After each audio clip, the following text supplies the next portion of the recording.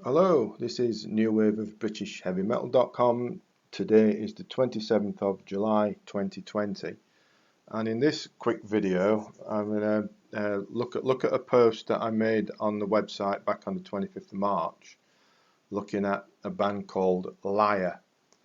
Now for those that are very old like me, you might remember Liar, or if you don't, you certainly should know about them. Liar formed in the mid-1970s, mainly as a result of a project formed by ex-Edison Lighthouse man Dave Taylor. Now, arguably, Liar slightly predated new wave of British heavy metal, but seeing as the band did have Steve Mann in there, and Steve, of course, went on to have stints with the rather excellent Titan in the Nawabum days and Lionheart, well, for me, that counts as a bona fide connection to new wave of British heavy metal. And in talking about Lionheart briefly, they have a new album out in a few days, so I'll be snapping that up and we'll review that in due course. But Liar's lost a third album, Sunset Plaza Drive, from all the way back in 1978 has been released finally, and it's a real cracker, real top-notch stuff. And for Liar, it looked really promising for Liar when they first started out. They had a debut album called Straight from the Hip, and that resulted in them bagging a high-profile tour as support to Slade, who at that time there was nothing bigger in the UK than Slade at that time. And that looked to have put the road firmly on the road to success. It really didn't get much bigger than supporting Slade for a new band looking for a break. And then good things really did seem that they were just around the corner with the second album, Set the World on Fire, built on that momentum of debut and that Slade tour. And a quick aside, Set the World on Fire was one of the first albums to be issued in picture disc vinyl, for those that remember picture discs. Very trendy it was back in the late 70s, picture discs. And I often think back as a young lad, a teenager, seeing the album on display in an old record shop in Sheffield. It might have been Wilson Peck or the one on Chapel Walk that I can't recall, but I never seemed to be able to save enough pocket money to buy the album. Always a little bit of a teenage regret. But anyway, Set the World on Fire went down a storm, particularly in the United States, and Liar were then set to go out as support to Styx in 1978. And of course, at that time, Styx were, well, massive is an understatement, isn't it? Styx, the Grand Illusion, there was nothing bigger than Styx in the States at that point, and Liar were going to go on the road with them. I mean, how good is that? They couldn't fail, right?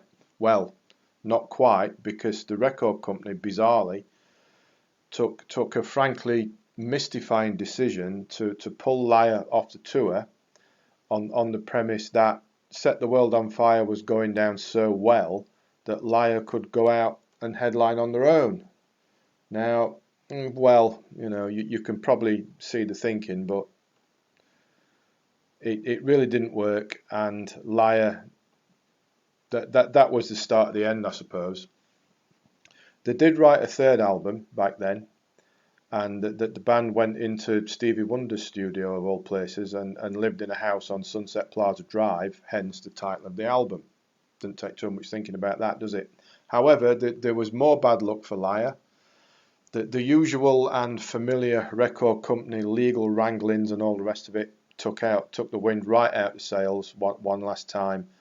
And not even another high-profile big support slot, this time in 1979 when they were on the road with UFO, not even that could get them out of the hole that all the wranglings had put them into.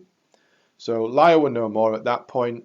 Sunset Plaza Drive wasn't released, and that looked to be the end of it until earlier on this year, around a full 4 decades after it should have been released, it has been released.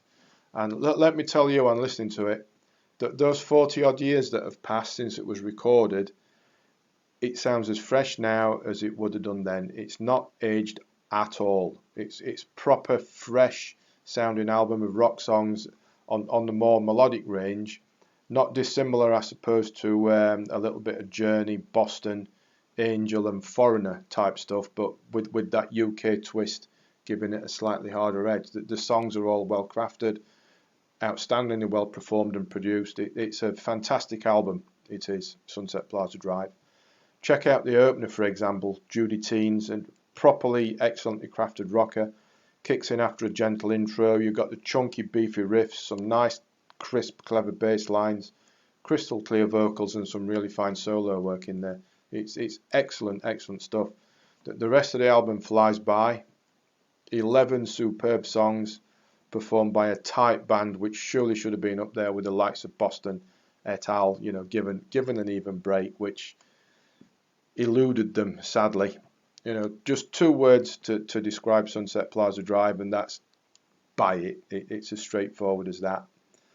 You know, and I hope that now that Sunset Plaza Drive's seen the light of day finally, perhaps some enterprising record company, if they can manage it, might be able to engineer reissuing straight from the hip and set the world on fire, perhaps. Now that really would be something else to look forward to as well. But in the meantime, we've got Sunset Plaza Drive to enjoy. For a 40-year-old album, it's outstanding stuff. If you'd like to get hold of it, I got mine from Amazon. I'll put a link to the Amazon page below in the description, along with links back to the website and 1 or 2 other things. So check that out if you'd like to get your hands on Sunset Plaza Drive. I highly recommend it if you do. And before you go, please remember to subscribe to the channel, and then you'll be able to know when we put other videos up looking at bands from the past, like this, from the Nawabum days. So I'll shut up now. Don't forget to check things out in the description below. Thanks for listening, and take care.